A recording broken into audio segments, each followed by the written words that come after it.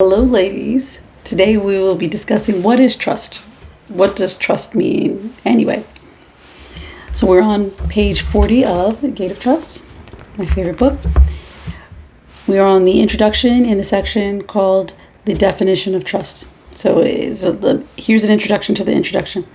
In this very short chapter, the author defines the very essence of bitachon as well as the primary factor that causes a person to have bitachon. Now, bitachon means trust in God. Right?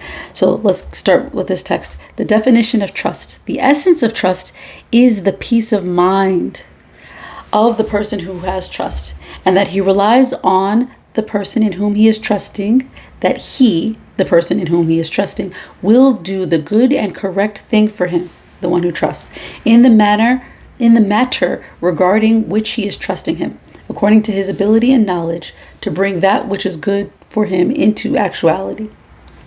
Right, so right now it's already mentioning that trust really focuses on the peace of mind of the person who is doing that trusting.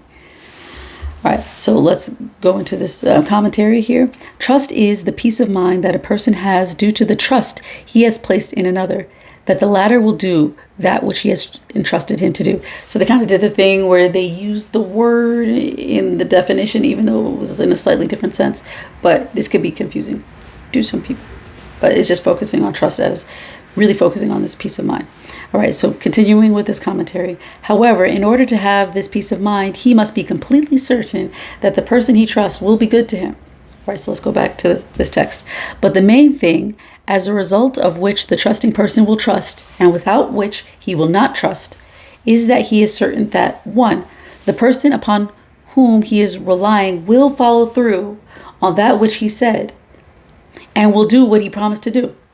And number 2, the person he is trusting even has in mind to do good to him, to do good with him, that which he has never stipulated or assumed responsibility to do, and that he will do it as an act of his generosity and kindness. Right? So they're basically saying that there are two important things here, right? And if these two things are true, this trusting person will trust, and if they're not, then the trusting person will not trust. All right. So number 1, they're saying the person upon whom he is relying will follow through on what he said he's going to do and what he promised to do. Right.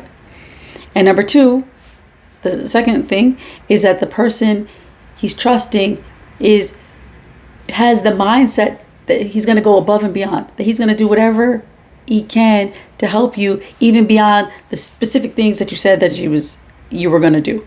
Even beyond that agreement, and that he's going to do it as an act of generosity and kindness. All right, so this is important. So commentary.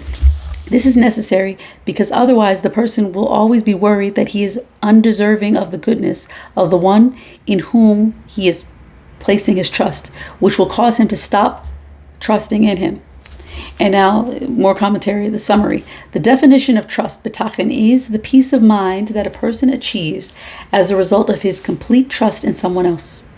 In order to achieve this peace of mind, the trusting person must be sure that the person he is trusting will follow through on his promises. Additionally, the trusting person must also feel that the other will be kind to him in matters beyond that which the other took responsibility for. Right. So again, this is pretty deep, and I'll give you some time to really think about it and internalize it.